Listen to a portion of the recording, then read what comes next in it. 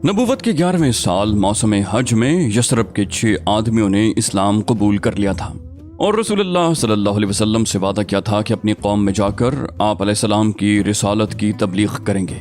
इसका नतीजा ये हुआ कि अगले साल जब मौसम हज आया यानी जिलहज 12 नबवी बमुताबिक जुलाई 621 ईस्वी, तो 12 आदमी आप अलैहिस्सलाम की खिदमत में हाजिर हुए। इनमें हजरत जाबिर बिन अब्दुल्लाह को छोड़कर बाकी 5 वही थे जो पिछले साल भी आ चुके थे और इनके अलावा 7 आदमी नए थे जिनके नाम ये हैं: माज बिन हारिस, ज़कवान बिन अब्दुल कैस, उबादा बिन सामित, यजीद बिन सालबा, अब्बास बिन उबादा, अबुल हैसम बिन तैजिहान, उवैम बिन सादा।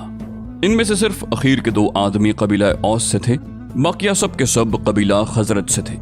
इन लोगों ने रसूलुल्लाह सल्लल्लाहु अलैहि वसल्लम से मिना में अक़बा के पास मुलाकात की और आप अलैहिस्सलाम से चंद बातों पर बैत की। ये बातें वही थीं जिन पर आइंदा सुलह हुदैबिया के बाद और फतह मक्का के वक्त औरतों से बैत ली गई। अक़बा की इस बैत की तफसील सही बुखारी में हजरत उबादा बिन सामित रज़ियल्लाहु अन्हु से मरवी है।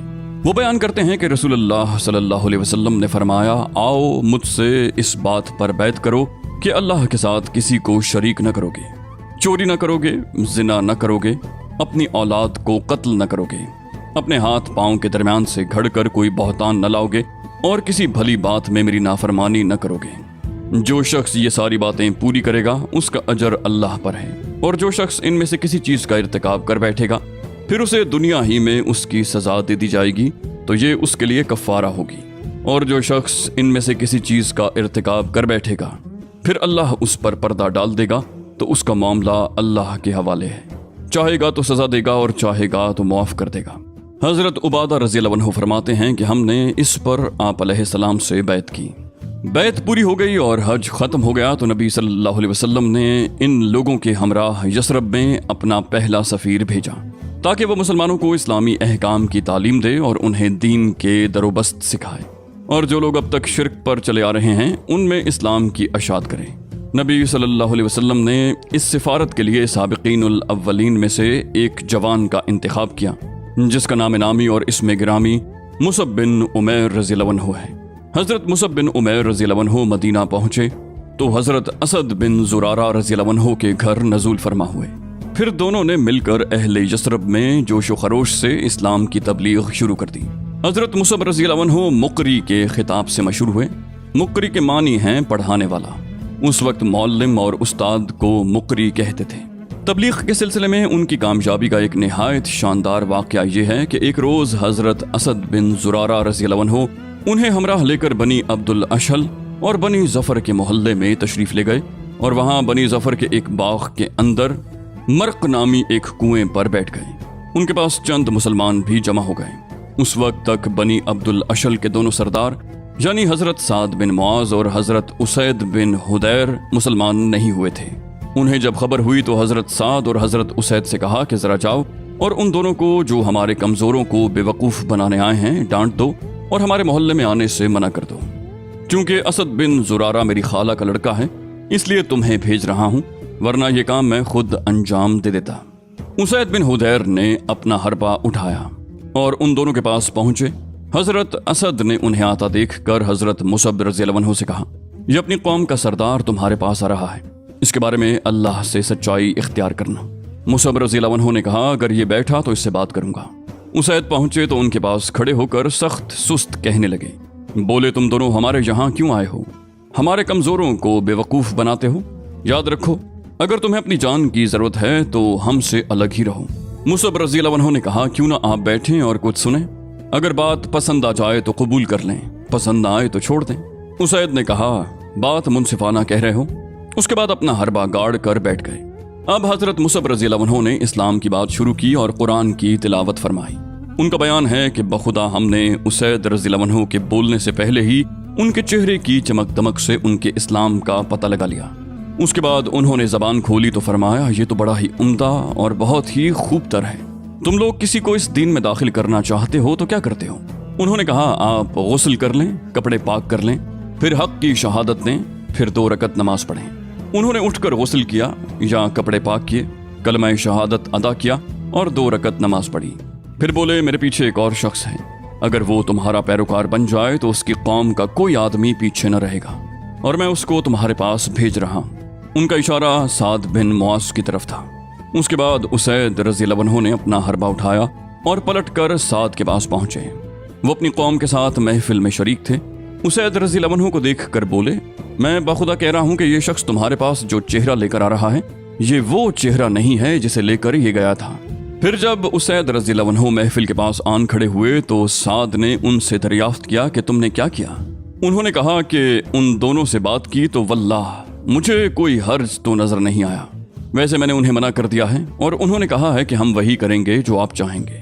اور مجھے معلوم ہوا ہے کہ بنی حارثہ کے لوگ اسد بن زرارہ کو قتل کرنے گئے ہیں، اور اس کی وجہ یہ ہے کہ وہ جانتے ہیں کہ اسد رضی اللہ عنہ آپ کی خالہ کا لڑکا ہے، لہٰذا وہ چاہتے ہیں کہ آپ کا عہد توڑ دیں۔ یہ سن کر سعد غصے سے بھڑک اٹھے اور اپنا نیزہ لے کر سیدھے ان کے پاس پہنچے۔ دیکھا تو دونوں اطمینان سے بیٹھے ہیں۔ سمجھ گئے کہ اسید رضی اللہ عنہ کا منشا یہ تھا کہ آپ بھی ان کی باتیں سنیں، لیکن جب ان کے پاس پہنچے تو کھڑے ہو کر سخت سست کہنے لگے۔ پھر اسد بن زرارہ کو مخاطب کر کے بولے، خدا کی قسم اے ابو احامہ، اگر میرے اور تیرے درمیان قرابت کا معاملہ نہ ہوتا تو تم مجھ سے اس کی امید نہیں رکھ سکتے تھے۔ ہمارے محلے میں آ کر ایسی حرکتیں کرتے ہو جو ہمیں گوارا نہیں۔ ادھر حضرت اسد رضی اللہ عنہ نے حضرت مصعب رضی اللہ عنہ سے پہلے ہی کہہ دیا تھا کہ باخدا تمہارے پاس ایک ایسا سردار آ رہا ہے جس کے پیچھے اس کی پوری قوم ہے، اگر اس نے تمہاری بات مان لی تو پھر ان میں سے کوئی بھی نہ بچھڑے گا۔ اس لیے مصعب رضی اللہ عنہ نے حضرت سعد سے کہا، کیوں نہ آپ تشریف رکھیں اور سنیں، اگر بات پسند آ گئی تو قبول کر لیں، اور اگر پسند نہ آئی تو ہم آپ کی ناپسندیدہ بات کو آپ سے دور ہی رکھیں گے۔ سعد نے کہا، انصاف کی بات کہتے ہو۔ اس کے بعد اپنا نیزہ گاڑ کر بیٹھ گئے۔ مصعب رضی اللہ عنہ نے ان پر اسلام پیش کیا اور قرآن کی تلاوت کی۔ ان کا بیان ہے کہ ہمیں سعد کے بولنے سے پہلے ہی ان کے چہرے کی چمک دمک سے ان کے اسلام کا پتہ لگ گیا۔ اس کے بعد انہوں نے زبان کھولی اور فرمایا، تم لوگ اسلام لاتے ہو تو کیا کرتے ہو؟ انہوں نے کہا، آپ غسل کر لیں، کپڑے پاک کر لیں، پھر حق کی شہادت دیں، پھر 2 رکعت نماز پڑھیں۔ سعد رضی اللہ عنہ نے ایسا ہی کیا۔ اس کے بعد اپنا نیزہ اٹھایا اور اپنی قوم کی محفل میں تشریف لائے۔ لوگوں نے دیکھتے ہی کہا، ہم بخدا کہہ رہے ہیں کہ سعد جو چہرہ لے کر گئے تھے اس کی بجائے دوسرا ہی چہرہ لے کر پلٹے ہیں۔ پھر جب حضرت سعد رضی اللہ عنہ اہل مجلس کے پاس آ کر رکے تو بولے، اے بنی عبد الاشل، تم لوگ اپنے اندر میرا معاملہ کیسا جانتے ہو؟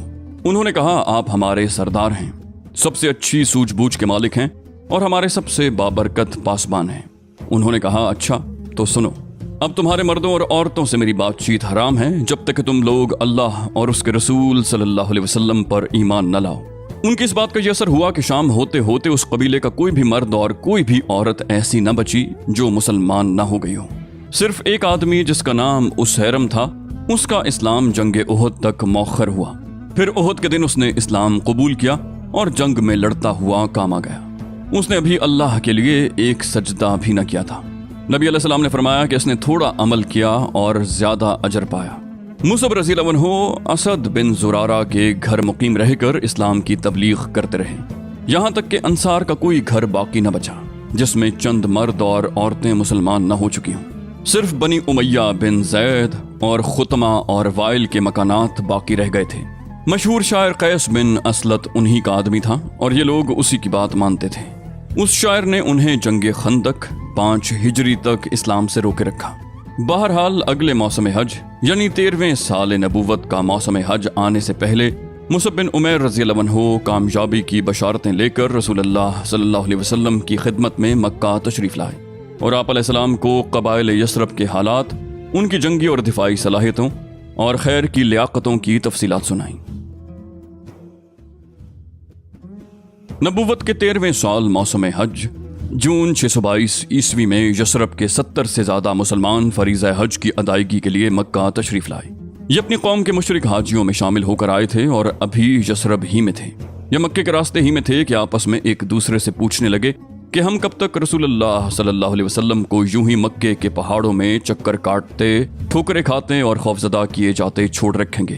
پھر جب یہ مسلمان مکہ پہنچے تو درپردہ نبی صلی اللہ علیہ وسلم کے ساتھ سلسلہ اور رابطہ شروع کیا اور آخرکار اس بات پر اتفاق ہو گیا کہ دونوں فریق ایام تشریق کے درمیانی دن 12 ذی الحج کو منی میں جمرۃ الاولی یعنی جمرہ عقبہ کے پاس جو گھاٹی ہے اسی میں جمع ہوں گے۔ اور یہ اجتماع رات کی تاریکی میں بالکل خفیہ طریقے پر ہو۔ اب اس تاریخی اجتماع کے احوال انصار کے ایک قائد کی زبانی سنیں۔ یہی وہ اجتماع ہے جس نے اسلام اور بت پرستی کی جنگ میں رفتار زمانہ کا رخ موڑ دیا۔ حضرت کعب بن مالک رضی اللہ عنہ فرماتے ہیں، ہم لوگ حج کے لیے نکلے۔ رسول اللہ صلی اللہ علیہ وسلم سے ایام تشریق کے درمیانی روز عقبہ میں ملاقات طے ہوئی، اور بالآخر وہ رات آ گئی جس میں رسول اللہ صلی اللہ علیہ وسلم سے ملاقات طے تھی۔ ہمارے ساتھ ہمارے ایک معزز سردار عبداللہ بن حرام تھے جو بھی اسلام نہ لائے تھے، ہم نے ان کو ساتھ لے لیا، ورنہ ہمارے ساتھ ہماری قوم کے جو مشرکین تھے ہم ان سے اپنا سارا معاملہ خفیہ رکھتے تھے۔ مگر ہم نے عبداللہ بن حرام سے بات چیت کی اور کہا کہ اے ابو جابر، آپ ہمارے ایک معزز اور شریف سربراہ ہیں، اور ہم آپ کو آپ کی موجودہ حالت سے نکالنا چاہتے ہیں تاکہ آپ کل کلاں کو آگ کا ایندھن نہ بن جائیں۔ اس کے بعد ہم نے انہیں اسلام کی دعوت دی اور بتلایا کہ آج عقبہ میں رسول اللہ صلی اللہ علیہ وسلم سے ہماری ملاقات طے ہے۔ انہوں نے اسلام قبول کر لیا اور ہمارے ساتھ عقبہ میں تشریف لے گئے اور نقیب بھی مقرر ہوئے۔ کعب رضی اللہ عنہ واقعے کی تفصیل بیان فرماتے ہوئے کہتے ہیں، ہم لوگ حسب دستور اس رات اپنی قوم کے ہمراہ اپنے ڈیروں میں سوئے، لیکن جب تہائی رات گزر گئی تو اپنے ڈیروں سے نکل کر رسول اللہ صلی اللہ علیہ وسلم کے ساتھ طے شدہ مقام پر جا پہنچے۔ ہم اس طرح چپ کے دبک کر نکلتے تھے جیسے چڑیا گھونسلے سے سکڑ کر نکلتی ہے، یہاں تک کہ ہم سب عقبہ میں جمع ہو گئے۔ ہماری کل تعداد 75 تھی، 73 مرد اور عورتیں۔ ایک عمارہ نسیبہ بنت کعب تھی جو قبیلہ بنو مازن بن نجار سے تعلق رکھتی تھی، اور دوسری منی اسماء بنت عمر تھیں جن کا تعلق قبیلہ بنو سلمہ سے تھا۔ ہم سب گھاٹی میں جمع ہو کر رسول اللہ صلی اللہ علیہ وسلم کا انتظار کرنے لگے، اور آخر وہ لمحہ آ ہی گیا جب آپ تشریف لائے۔ آپ علیہ السلام کے ساتھ آپ کے چچا حضرت عباس بن عبد المطلب بھی تھے۔ وہ اگرچہ ابھی تک اپنی قوم کے دین پر تھے، مگر چاہتے تھے کہ اپنے بھتیجے کے معاملے میں موجود رہیں اور ان کے لیے پختہ اطمینان حاصل کر لیں۔ سب سے پہلے بات بھی انہوں نے شروع کی۔ مجلس مکمل ہو گئی تو دینی اور فوجی تعاون کے عہد و پیمان کو قطعی اور آخری شکل دینے کے لیے گفتگو کا آغاز ہوا۔ رسول اللہ صلی اللہ علیہ وسلم کے چچا حضرت عباس نے سب سے پہلے زبان کھولی۔ ان کا مقصود یہ تھا کہ وہ پوری صراحت کے ساتھ اس ذمہ داری کی نزاکت واضح کر دیں جو اس عہد و پیمان کے نتیجے میں ان حضرات کے سر پر پڑنے والی ہے۔ چنانچہ انہوں نے کہا، خزرج کے لوگوں، عام اہل عرب انصار کے دونوں ہی قبیلے یعنی خزرج اور اوس کو خزرج ہی کہتے تھے۔ ہمارے اندر محمد کی جو حیثیت ہے وہ تمہیں معلوم ہے۔ ہماری قوم کے جو لوگ دینی نقطہ نظر سے ہماری ہی جیسی رائے رکھتے ہیں، ہم نے محمد صلی اللہ علیہ وسلم کو ان سے محفوظ رکھا۔ وہ اپنی قوم اور اپنے شہر میں قوت اور عزت اور طاقت اور حفاظت کے اندر ہیں، مگر اب وہ تمہارے ساتھ جانے اور تمہارے ساتھ لاحق ہونے پر مصر ہیں۔ لہٰذا اگر تمہارا یہ خیال ہے کہ تم انہیں جس چیز کی طرف بلا رہے ہو اسے نبھا لو گے اور انہیں ان کے مخالفین سے بچا لو گے تب تو ٹھیک ہے، تم نے جو ذمہ داری اٹھائی ہے اسے تم جانو۔ لیکن اگر تمہارا یہ اندازہ ہے کہ تم انہیں اپنے پاس لے جانے کے بعد ان کا ساتھ چھوڑ کر کنارہ کش ہو جاؤ گے تو پھر ابھی سے انہیں چھوڑ دو، کیونکہ وہ اپنی قوم اور اپنے شہر میں بہرحال عزت اور حفاظت سے ہیں۔ کعب رضی اللہ عنہ کہتے ہیں کہ ہم نے حضرت عباس سے کہا کہ آپ کی بات ہم نے سن لی، اب اے اللہ کے رسول صلی اللہ علیہ وسلم آپ گفتگو فرمائیے اور اپنے لیے اور اپنے رب کے لیے جو عہد و پیمان پسند کریں لیجیے۔ اس جواب سے پتہ چلتا ہے کہ اس عظیم ذمہ داری کو اٹھانے اور اس کے پرخطر نتائج کو جھیلنے کے سلسلے میں انصار کے عزم محکم، شجاعت و ایمان اور جوش و اخلاص کا کیا حال تھا۔ اس کے بعد رسول اللہ صلی اللہ علیہ وسلم نے گفتگو فرمائی۔ آپ علیہ السلام نے پہلے قرآن کی تلاوت کی، اللہ کی طرف دعوت دی اور اسلام کی ترغیب دی۔ اس کے بعد بیعت ہوئی۔ بیعت کا واقعہ امام احمد نے حضرت جابر رضی اللہ عنہ سے تفصیل کے ساتھ روایت کیا ہے۔ جابر رضی اللہ عنہ کا بیان ہے کہ ہم نے عرض کی کہ اے اللہ کے رسول، ہم آپ علیہ السلام سے کس بات پر بیعت کریں؟ آپ علیہ السلام نے فرمایا، اس پر کرو، نمبر 1 چستی اور سستی ہر حال میں بات سنو گے اور مانو گے، نمبر 2 تنگی اور خوشحالی ہر حال میں مال خرچ کرو گے، نمبر 3 بھلائی کا حکم دو گے اور برائی سے روکو گے، نمبر 4 اللہ کی راہ میں اٹھ کھڑے ہوگے اور اللہ کے معاملے میں کسی ملامت گر کی ملامت کی پرواہ نہ کرو گے، نمبر 5 اور جب میں تمہارے پاس آ جاؤں گا تم میری مدد کرو گے اور جس چیز سے اپنی جان اور اپنے بال بچوں کی حفاظت کرتے ہو اس سے میری بھی حفاظت کرو گے اور تمہارے لیے جنت ہے۔ کعب رضی اللہ عنہ کی روایت میں جسے ابن اسحاق نے ذکر کیا ہے صرف آخری دفعہ کا ذکر ہے، چنانچہ اس میں کہا گیا ہے کہ رسول اللہ صلی اللہ علیہ وسلم نے قرآن کی تلاوت کی اللہ کی طرف دعوت اور اسلام کی ترغیب دینے کے بعد فرمایا، میں تم سے اس بات پر بیعت لیتا ہوں کہ تم اس چیز سے میری حفاظت کرو گے جس سے اپنے بال بچوں کی حفاظت کرتے ہو۔ اس پر حضرت برا بن معرور نے آپ علیہ السلام کا ہاتھ پکڑا اور کہا، ہاں، اس ذات کی قسم جس نے آپ علیہ السلام کو نبی برحق بنا کر بھیجا ہے، ہم یقیناً اس چیز سے آپ علیہ السلام کی حفاظت کریں گے جس سے اپنے بال بچوں کی حفاظت کرتے ہیں۔ لہٰذا اے اللہ کے رسول، آپ ہم سے بیعت لیجئے۔ ہم خدا کی قسم جنگ کے بیٹے ہیں اور ہتھیار ہمارا کھلونا ہے۔ ہماری یہی ریت باپ دادا سے چلی آ رہی ہے۔ کعب رضی اللہ عنہ کہتے ہیں کہ حضرت برا رضی اللہ عنہ رسول اللہ صلی اللہ علیہ وسلم سے بات کر ہی رہے تھے کہ ابو الہیثم بن تیہان نے بات کاٹتے ہوئے کہا، اے اللہ کے رسول، ہمارے اور کچھ لوگوں یعنی یہود کے درمیان عہد و پیمان کی رسیاں ہیں اور اب ہم ان رسیوں کو کاٹنے والے ہیں، تو کہیں ایسا تو نہیں ہوگا کہ ہم ایسا کر ڈالیں، پھر اللہ آپ علیہ السلام کو غلبہ اور ظہور عطا فرمائے تو آپ ہمیں چھوڑ کر اپنی قوم کی طرف پلٹ آئیں۔ یہ سن کر رسول اللہ صلی اللہ علیہ وسلم نے تبسم فرمایا، پھر کہا، نہیں، بلکہ آپ لوگوں کا خون میرا خون ہے اور آپ لوگوں کی بربادی میری بربادی ہے۔ میں آپ میں سے ہوں اور آپ مجھ سے ہیں۔ جس سے آپ جنگ کریں گے اس سے میں جنگ کروں گا اور جس سے آپ صلح کریں گے اس سے میں صلح کروں گا۔ بیعت کی شرائط کے متعلق گفت و شنید مکمل ہو چکی اور لوگوں نے بیعت شروع کرنے کا ارادہ کیا تو صف اول کے 2 مسلمان جو 11 نبوی اور 12 نبوی کے ایام حج میں مسلمان ہوئے تھے، یک کے بعد دیگرے اٹھے تاکہ لوگوں کے سامنے ان کی ذمہ داری کی نزاکت اور خطرناکی کو اچھی طرح واضح کر دیں اور یہ لوگ معاملے کے سارے پہلوؤں کو اچھی طرح سمجھ لینے کے بعد ہی بیعت کریں۔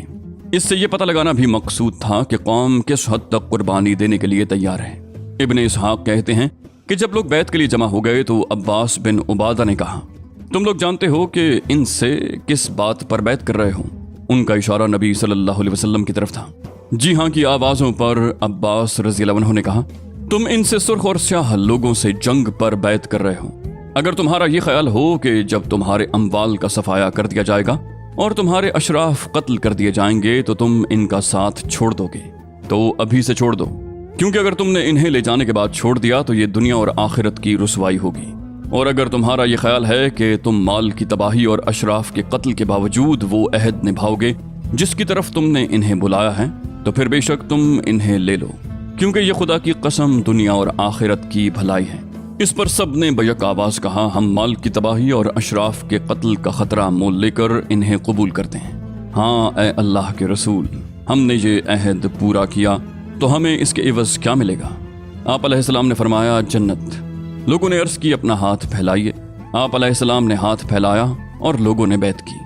جابر رضی اللہ عنہ کا بیان ہے کہ اس وقت ہم بیعت کرنے اٹھے تو حضرت اسد بن زرارہ نے کہا، جو ان 70 آدمیوں میں سے سب سے کم عمر تھے، آپ علیہ السلام کا ہاتھ پکڑا اور بولے، اہل یثرب ذرا ٹھہر جاؤ، ہم آپ کی خدمت میں اونٹوں کے کلیجے مار کر اس یقین کے ساتھ حاضر ہوئے ہیں کہ آپ علیہ السلام اللہ کے رسول ہیں۔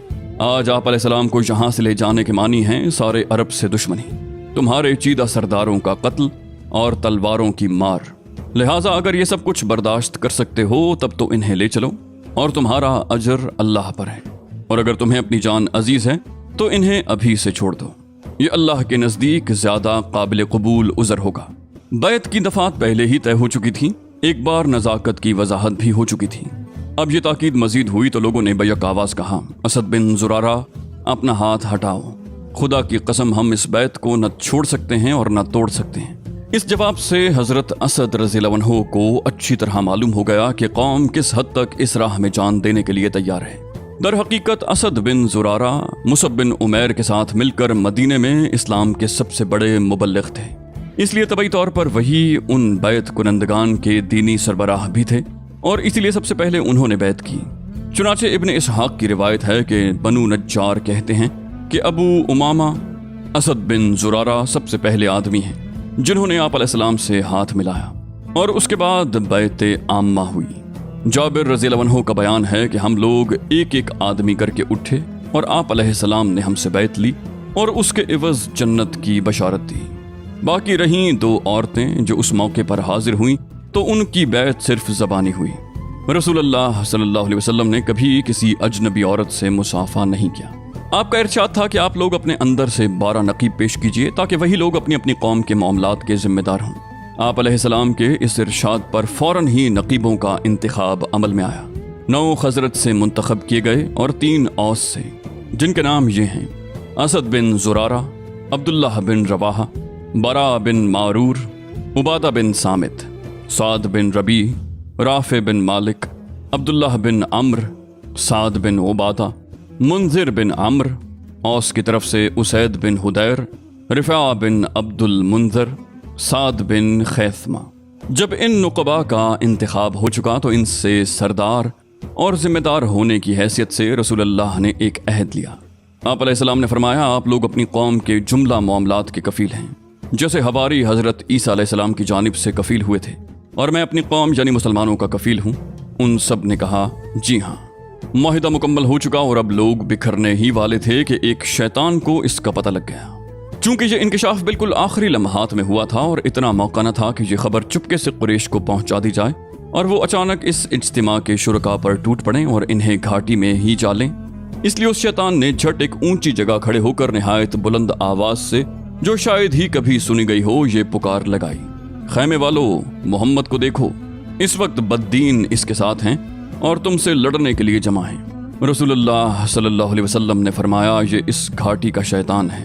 ओ अल्लाह के दुश्मन सुन, अब मैं तेरे लिए जल्द ही फारिग हो रहा हूँ। उसके बाद आप अलैहिस्सलाम ने लोगों से फरमाया कि वो अपने डेरों पर चले जाएं। इस शैतान की आवाज़ सुनकर हज़रत अब्बास बिन उबादा रज़ियल्लाहु अन्हु ने फरमाया, उस ज़ात की कसम जिसने आप अलैहिस्सलाम को हक़ के साथ मबूस फरमाया, आप चाहें तो हम कल अहले मिना पर अपनी तलवारों के साथ टूट पड़ें। आपने फरमाया, हमें इसका हुक्म नहीं दिया गया है, बस आप लोग अपने डेरों में चले जाएं। उसके बाद लोग वापस जाकर सो गए, यहाँ तक कि सुबह हो गई। ये खबर कुरैश के कानों तक पहुंची तो गमो अलम की शिद्दत से उनके अंदर कोहराम मच गया, क्योंकि इस जैसी बैत के जो नताइज उनके जानो माल पर मुरतब हो सकते थे, उसका उन्हें अच्छी तरह अंदाजा था। चुनाचे सुबह होते ही उनके रऊसा और अकाबिरीन के एक भारी भरकम वफ्द ने इस मुआहिदे के खिलाफ सख्त एहतजाज के लिए अहले यसरब के खैमों का रुख किया और यूं अर्ज परदास हुए, खजरज के लोगों, हमें मालूम हुआ है कि आप लोग हमारे इस साहब को हमारे दरमियान से निकाल ले जाने के लिए आए हैं और हमसे जंग करने के लिए इसके हाथ पर बैत कर रहे हैं। हालांकि कोई अरब कबीला ऐसा नहीं जिससे जंग करना हमारे लिए इतना ज्यादा नागवार हो जितना आपसे है। लेकिन चूंकि मुशरिकीन खजरज इस बैत के बारे में सिरे से कुछ जानते ही न थे, क्योंकि ये मुकम्मल राजदारी के साथ रात की तारीकी में ज़ेरे अमल आई थी, इसलिए उन मुशरिकीन ने अल्लाह की कसम खा खा कर यकीन दिलाया कि ऐसा कुछ भी नहीं हुआ, हम इस तरह की कोई बात सिरे से जानते ही नहीं। बिलाखिर ये वफ्द अब्दुल्लाह बिन उबई के पास पहुंचा, वो भी कहने लगा, ये बातिल है, ऐसा नहीं हुआ और ये तो हो ही नहीं सकता कि मेरी कौम मुझे छोड़कर इस तरह का काम कर डाले।